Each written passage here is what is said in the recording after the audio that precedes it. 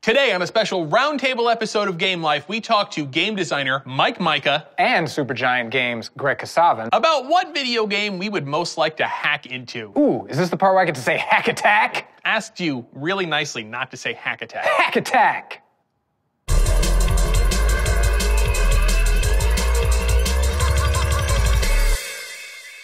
Today, we're very pleased to be joined by two game designers. Yes, from Other Ocean, there is Mika. Thank you. Happy to be here. Hello. And from Supergiant Games, Mr. Greg Kasavin. Hey, hello. Mike, now recently you made some waves. You made headlines. some news because you hacked the game Donkey Kong so that your daughter could live out her dream of playing as the girl, Pauline, in Donkey Kong and rescuing Mario. Was this something new for you to go into a previously existing game and change it around? I hadn't done it for a long time. In fact, the way I learned how to program was from hacking. Okay. I would actually change other games and figure out how they worked, and then I would learn from that. Well, here's a question. What classic game would you most like to hack, and what would you do to it? I have a daughter as well. She's 7, and I found the story very, very inspiring. And it was just trying to think of actually a similar interesting case. And the best I got is I wondered what it would be like if you could take the original Metroid and take the ending, which reveals that Samus is a woman. Right. It put that sequence at the beginning rather than at the end, so it's not like the gotcha ending. Because I feel that it's a very important game. One of the first prominent games with a female protagonist, but they had to sort of Trojan horse it in for that to be a thing. They couldn't have just put it front and center. Or at least that's how I think about it sometimes. I should probably go a little bit more classic than this, but my first choice is actually something that is eminently hackable and moddable. Obviously, any game that was made with the source code, there was Gary's mod that lets you do just about anything with some of those Valve games, but people do that a lot with Team Fortress, and they change levels in Team Fortress. I would like to see Team Fortress change so you have a bit more character elasticity, that you can maybe bring in characters from other games. I'd maybe like to see a team of Gordon Freemans take on some scouts and heavies, bring in some of the gang from Left 4 Dead. I think just, the extended family of the games under the Valve umbrella has enough potential for fun, kind of Super Smash Brothers style crossover that I'd kind of like to make that happen. Or I'd like to contract one of you to help me make that happen. Right. Well, there's guys out there that they do, they hack Super Smash Brothers and they insert more characters and they build 3D models of new characters that they want in that game and they will put them in there. That's something that the fighting game community has actually done for a long with Mugen. Yeah, which is just everybody versus everybody, the fighting game where you can have Homer Simpson versus, your dog if you want to, and you can just change it as much as you want. It's the least balanced game on earth, right? Just because Homer Simpson has the donut attack? Oh, indeed, yes. He just destroys everything. But 64 slices of American cheese. That's his super combo. Exactly. You got to build up energy before you can use that one. But that impetus that you have to you like this game and you just want to throw more stuff into it is one I think you share. Well, it's a crossover urge. I mean, what's better than kind of seeing characters from one game that you love pop up in another game? And that's always the first thing I think of when I think of a game hack. But I'm curious, as Mike, as someone who has hacked stuff before. Yep. What's your dream? What's my dream?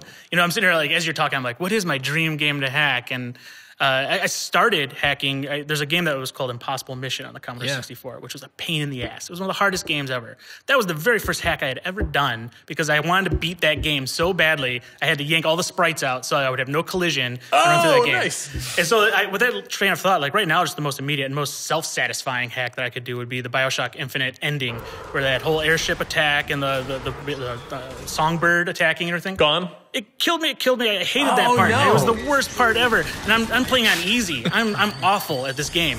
But I would hack that out completely and just go straight to that awesome ending. That'd be my current hack.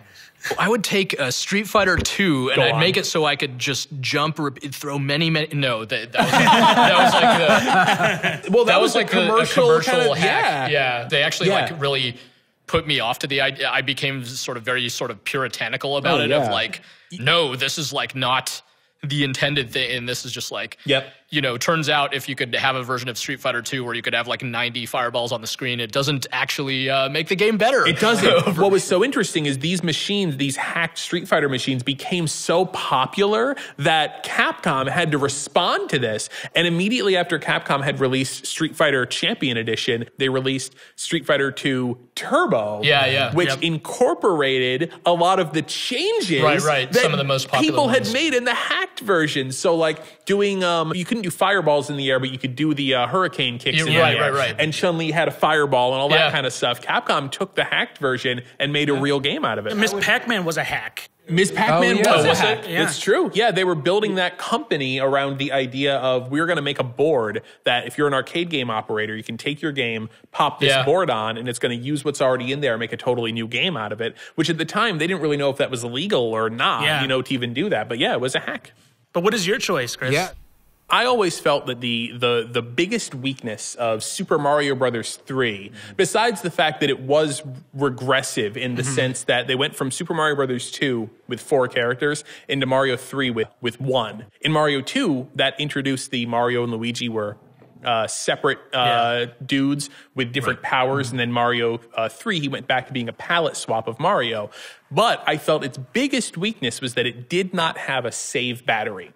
If I could go back in time and change history, like the epic hack, I would be like, spend the money and put a save battery in every copy of Super Mario Bros. 3. Because then what that would do was it transforms it from this really quick, you know, kind of level-based experience into an almost Mario World style, like open world kind of thing. Because that game was huge. That game was 8 worlds full of levels, but if you wanted to beat it, you had to do it in one sitting, which meant you had to warp through everything. Unless you were super good and were going to play through everything and leave your NES on. And of course, you know, if the cat came by and knocked the NES over, you'd lose all your stuff. Oh, and you'd be able to travel back and forth between worlds instead of being locked on one path. That's my idea, Miyamoto. All right? Taking and run with it.